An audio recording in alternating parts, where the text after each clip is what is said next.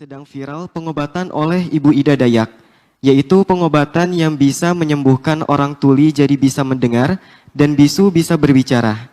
Bisa juga menyembuhkan patah tulang, orang lumpuh bisa jalan meskipun jalannya belum lancar Buya. Dan semua itu dilakukan dalam sekali pengobatan. Pengobatannya hanya dengan memijat bagian yang sakit dengan minyak. Apakah kita sebagai umat Islam boleh berobat ke sana Buya? Karena ribuan orang mengantri untuk berobat ke Ibu Ida Dayak Buya. Mohon bimbingannya. Wassalamualaikum warahmatullahi wabarakatuh. Kami ucapkan kepada siapapun yang hidupnya bermanfaat untuk umat, untuk manusia, maka harapan kami adalah semoga Allah memberikan kebaikan. Memberikan kebaikan kepada orang-orang yang bermanfaat untuk kemanusiaan. Dan semoga memberikan petunjuk. Lebih tinggi lagi pangkatnya nanti. Seperti itu. Ada orang hidupnya memberikan pertolongan. Bukan urusan pengobatan saja. Orang non-muslim berbuat baik.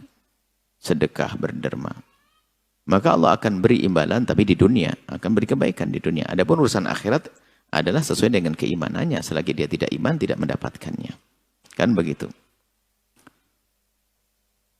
Makanya dia akan beri. Orang berbuat baik di dunia, orang yang non-muslim sekalipun, maka Allah akan beri balasan kebaikan cuma di dunia saja. Karena syarat akhirat adalah harus ada iman. Itu kaidah.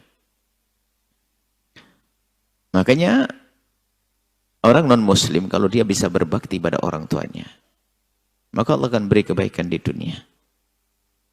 Orang non-muslim yang dia baik dengan tetangganya, Allah akan beri kebaikan di dunia. Akan Allah beri pertolongan. Allah Maha Kuasa dan Allah Maha Adil. Baik, kemudian masalah pengobatan. Pengobatan itu termasuk bagian yang memberikan kemanfaatan. Maka yang perlu kita cermati adalah terlepas dari siapa orangnya, kami memberi rambu-rambu secara umum. Sebab hari ini bisa saja keluar fulan, si A, besok keluar si B, berikutnya si C. Cuman rambu-rambu dalam pengobatan semacam ini. Dari pertanyaan, apakah boleh kita berobat kepada orang non-muslim? Jawabannya adalah, jika itu pengobatan yang sifatnya mengandalkan keahliannya, maka hal itu bukan sekedar boleh. Memang kita diajarkan, diperintahkan untuk kita bertanya kepada orang yang punya keahlian.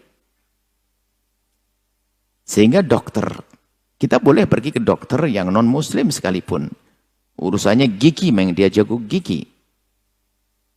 Maka kita bawa ke gigi kita agar dibenahi oleh seorang non-muslim sekalipun.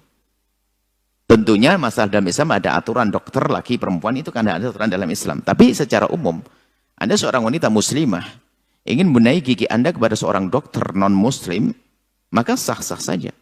Ini berkenaan dengan keahlian. Termasuk operasi segala macam, sama, diperkenankan. Karena berkenaan dengan keahlian. Keahlian adalah sesuatu yang dipelajari secara zahir. Maka jika halnya semacam itu kepada siapapun, pengobatannya sah. Karena dia keahlian. Operasi, jahit segala macam, menjahit luka segala macam, ya sah-sah saja. Atau apapun. Termasuk ilmu pijat sekalipun. Anda seorang laki-laki yang pijat kepada seorang laki-laki non-muslim. Maka sah saja. Karena memang keahlian itu tentang pijat. Jadi sebatas keahlian, maka Anda boleh.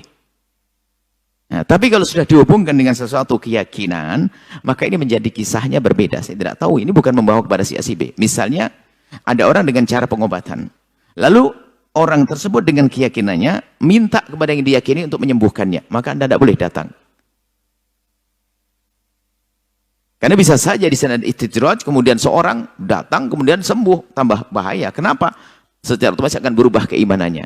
Padahal itu ujian dari Allah disembuhkan. Yang menyembuhkan itu Allah, tapi kenapa? Diuji. Ujian berat bagi kita. Berangkat ke orang yang suka ngobati, tapi menghubungkan dengan keyakinannya, lalu disampaikan kepada pasien, tak taunya sembuh. Pasiennya bisa berubah iman. Ini bahayanya. Tapi selagi tidak ada hubungannya dengan hal-hal keyakinan semacam itu, maka sah saja kita pergi. Seperti ke dokter dan lainnya. Tukang pijat dan sebagainya. Ada istilahnya di Jawa sangkal putung. Kalau ini sah-sah saja. Kalau memang itu memang keahlian dan terbukti. Dan tidak menghubungkan dengan keimanan. Tapi kalau sudah, saya akan minta kepada Tuhan saya namanya pohon pisang. Semoga engkau sembuh. Nah, nggak boleh kita datang. Sembuh betulan kita besok beriman kepada pohon pisang. Nah, makanya tolong perhatikan. Ini terlepas dari benar tidaknya berita itu. Jadi rambu-rambu dalam berobat semacam itu. Jika dihubungkan keyakinan, nggak boleh Anda datang. Bisa jadi Anda sembuh, ujian bagi Anda. Iman Anda hilang, na'udzubillah. Makanya kenapa tidak boleh datang ke dukun dan sebagainya? Karena dukun tidak disebutkan kepada Allah, menyebabkan sesuatu yang membahayakan. Tak taunya sembuh, yang menyembuhkan Allah sebetulnya. Cuman melalui, jadi Allah memberikan rizki, memberikan pengobatan, bisa saja melalui cara benar, melalui cara tidak benar.